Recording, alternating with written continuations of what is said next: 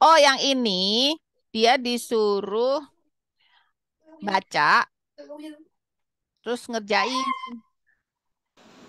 Tulisannya disuruh baca, Boleh tidak? Ambil. ambil topi. Nah, itu yang harus lebih banyak. Instruksi ditulis terus dia ngerjain. Hmm. Hmm. Itu apa? Ya, mana? Itu pensil. Instruksinya ambil topi, dia nyerut Nah, pensil dong. nggak usah ngeraut, Ji. Sini kasih kerautannya. Kasih, kasih. Udah. Baca lagi deh. Nih, baca nih. Baca. Am. Ambil. Ya, ambil. Nah, Ya. itu bahagianya kayak bisa tumpengan. Yo.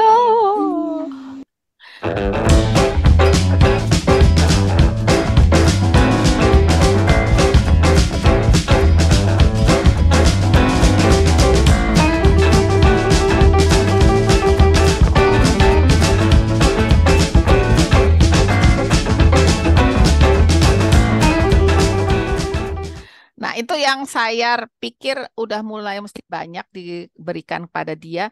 Karena kalau kita lihat anak kelas 1 SD, itu kan materinya banyak baca instruksi. Nah, itu dia belum. Jadi Bu Hani harus bedah buku untuk ngecek instruksi apa sih yang kira-kira dia belum paham. Karena instruksi-instruksi di buku itu seringkali kan bukan sesuatu yang sehari-hari ya. Nah, kalau yang sesederhana itu ambil topi, dia masih kagok, eh, apalagi kalau misalnya yang lain, yang instruksi tulis anu gitu, dia mungkin akan bengong aja apaan sih gitu. Padahal dia bisa, cuman seringnya kan kita yang ngasih tahu, bukan dia baca instruksi gitu loh, ya kan? Silang tanda ini, seringnya kan ibunya ngasih instruksi, silang deh, bukannya dia baca tulisan. Nah itu di situ tuh. Ngajak dia ngobrol, ngomong-ngomong gitu kan kita terus misalnya kayak eh, dia Yosua lagi makan, saya tulis di handphone ada wordnya tuh kita Yosua makan gitu tapi gede gitu, Yosua lagi makan ya. Maksudnya saya mau memperkenalkan tulisan gitu loh Bu Ita. Itu betul, caranya udah betul, bagus banget itu. Dan ibu pakai cara yang paling praktis, pakai HP, bener. Itu udah bener. Ya, karena dia seneng lihat layarnya jadi dia ikut nunjuk gitu Mm-mm, kan, mm-mm, pegang gitu. mm-mm. Betul Kalau tuh, saya udah bener. Jadi yang Bu Niluh lakukan itu memasangkan antara omongan dengan tulisan. Itu memang harus. Dan simpel-simpel aja, pendek-pendek aja gitu. Kayak misalnya kalau saya dulu kan memancing anak saya itu dengan makanan yang dia suka. Awalnya ya KFC.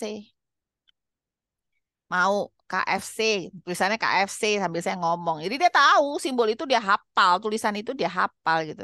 Nah, ini bisa juga begitu. Misalnya kita mau pergi ke taman ngasih lihat tulisan taman. Jadi dia udah makin makin tahu kita ngomong apa.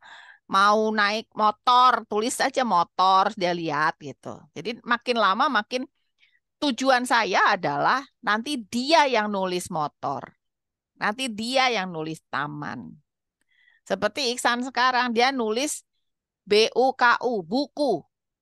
Mau ngasih tahu, ya kita pergi yuk beli buku gitu. Karena kalau Sua ngomong, keluarganya paham. Tapi ketika keluarganya bukan keluarganya tuh bingung nih ngomong apa sih gitu. Tapi kalau dia ngomong sambil dia nulis, pasti akan nyampe itu. Jadi saya mau dia punya capability, dia punya power. Nah, memasangkan antara tulisan dengan ucapan itu kan sulit. Tapi suatu sedang berproses. Jadi let's do it. Termasuk ketika Bu Nilu mau ngelarang. Jadi yang Ibu bikin ini kan eh, Yosua tidak boleh gambar ibu kakak gitu kan. kakak marah itu bener juga kayak gitu. Kalau mau diperkuat dengan simbol. Jadi biasanya saya tambahkan gambar.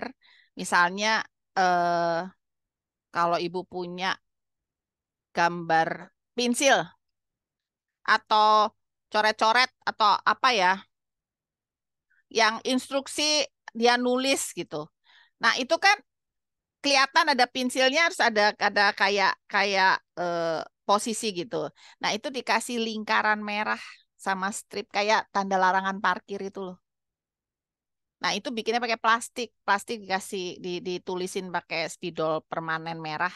Jadi itu bisa ditempel di mana-mana, di gambar mana aja gitu.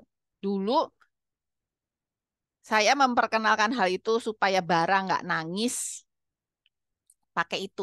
Jadi ada fotonya Bara nangis, di atasnya dikasih simbol larangan itu. Nah, itu lumayan lumayan membuat anak itu mengerti, oh aku nggak boleh nangis ya gitu.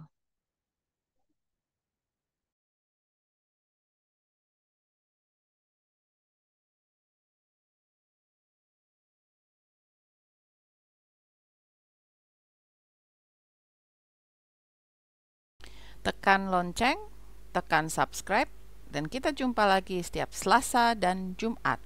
Bye.